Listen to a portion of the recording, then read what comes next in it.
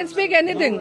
I can speak anything. When you Congress people and your leaders, higher level leaders can speak anything about Narendra Modi ji and Draupadi Murmu ji without any respect, you don't have the right to come here and talk about respect, okay? If you want to take the respect, pehle to seeko, dene ke seeko.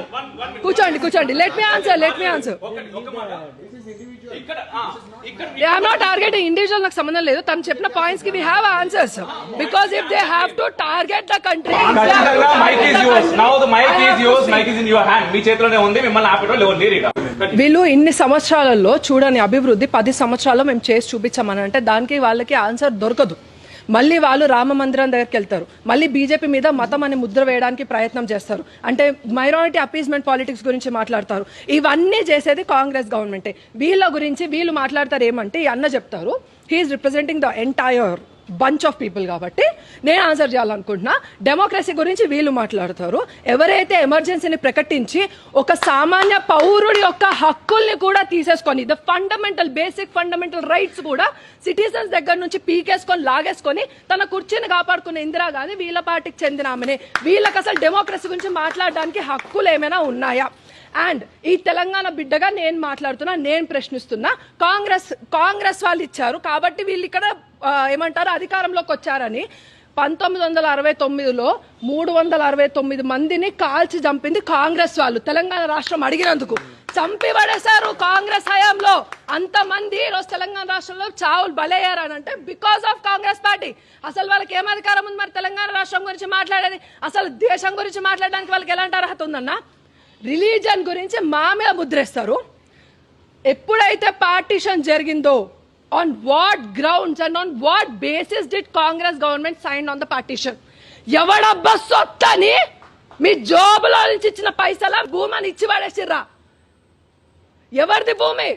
భారతదేశాన్ని ముక్కలు చేసి కుక్కలకి పంచినట్టు విస్తరలో ఇలా పడేసింది ఎవరు? Congress government కాదా? అప్పుడు on religious basis ఎప్పుడైతే పార్టీషన్ జరిగిందో, మరి ఇది హిందూ దేశంగా ఎందుకు ప్రకటించబడలేదు? ఇంకా మళ్ళీ అడిషనల్ గా ఈ భూమిని కూడా లాక్కోవడానికి 370 ఆర్టికల్ కశ్మీర్ ని వీళ్ళకి ఇందాక చెప్తున్నారు కదా, కాన్స్టిట్యూషనల్ పాత్వే అని రెడ్ కార్పెట్ చూపిస్తున్నారు.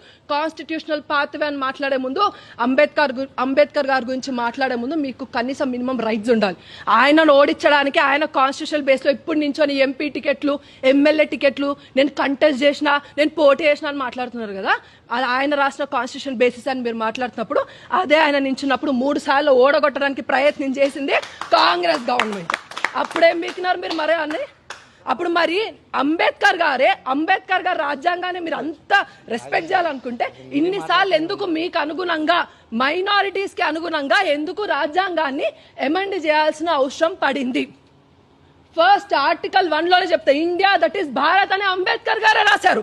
మరి ఇప్పుడు ఇండియా పేరుని భారత్ గా మారుస్తామంటే దాన్ని కేవలం ఒక మత ఆధారంగా మాత్రమే ఎందుకు మాట్లాడారు? ఇప్పుడు కశ్మీర్ ని ఎందుకు 370 ఆర్టికల్ ని మళ్ళీ తీసుకొస్తానని రాహుల్ గాంధీ మాట్లాడుతున్నారు మేము అధికారంలోకి వచ్చిన తర్వాత. అన్న 370 ఆర్టికల్ ఉంటే నీ భూమి ఆడగాకపోతే ఈడ కొనుక్కో అన్న, ఎకరమేమన్నా 10 ఎకరాలు ఇప్పిస్తాం నీకు, అర్థమైందా? మేము చందాలు వేసుకొని ఇప్పిస్తాం. నువ్వు అంత దీన స్థితిలో ఉంటే మేమందరం చందాలు వేసుకొని ఇప్పిస్తాం. But 55% of the Kashmir land is now in the control of Pakistan. ఎవడొబ్బ సత్తని రాసి ఇచ్చారు? అది క్వశ్చన్ చేయండి ఫస్ట్. ఈ రోజు మన దేశం ఎటుపోతోంది? ఇంకా యువకులు అటు సైడ్ కూర్చొని మాట్లాడుతున్నారనంటే ఈ రోజు కళ్ళలోంచి నీళ్లు కాదు రక్తం వస్తుంది. ఇప్పుడు డెమోక్రసీ గురించి మీకు మాట్లాడడానికి మినిమం రైట్స్ కూడా మీకు లేవు. పాత్వే గురించి మాట్లాడుతున్నారు. అంబేద్కర్ గారిని అవమానించి మీరు అంబేద్కర్ గారికి భారత రత్న ఇప్పించారా? వీళ్ళు బీజేపీ గవర్నమెంట్ లో ఇప్పించారు. బీజేపీ గవర్నమెంట్ లో భారత రత్న ఇప్పించారు. కనీసం పార్లమెంట్ లో అంబేద్కర్ గారి విగ్రహం కూడా లేదు. ఆయన కనీసం పూలేసిన దాఖలాలు కూడా మీ బతుకులు కాదు. బీజేపీ గవర్నమెంట్ లో అంబేద్కర్ గారిని మర్యాద పూర్వకంగా చూసాం. ఈరోజు ఒక 370 ఆర్టికల్, యూసీసీ, ఎన్ఆర్సీ, సిసిఏ ఇవన్నీ కాదు. ఈరోజు దేశము 70 సంవత్సరాలు అడుక్కు తినే స్టేజ్లోనే ఉండింది. 70 సంవత్సరాలు, 10 సంవత్సరాలు మాత్రమే అభివృద్ధి కాలాన్ని భారతదేశం చూసింది. ఇది భారతీయ జనతా పార్టీ యొక్క గొప్పతనమే, ఇది నరేంద్ర మోదీ గారి యొక్క గొప్పతనమే, ఇది సంఘటిత శక్తి యొక్క గొప్పతనం మాత్రమే. అది మేమందరం మా అందరికీ గుర్తుంది. మా అందరికీ తెలుసు. శాంతి మంత్రాలు వీళ్ళు మనకు బోధించాల్సిన అవసరం లేదన్నా. మాకు శాంతిగా ఎప్పుడు ఉండాలో తెలుసు. ఖడ్గం పట్టుకొని ఛత్రపతి శివాజీ మహారాజ్ ఎప్పుడు అవ్వాలో కూడా మాకు తెలుసు. వీళ్ళు ఎప్పుడైతే రామ మందిరాన్ని వీళ్ళు ఫర్గా ఉన్నారా, 370 ఆర్టికల్ వీళ్ళు వ్యతిరేకం కాదా?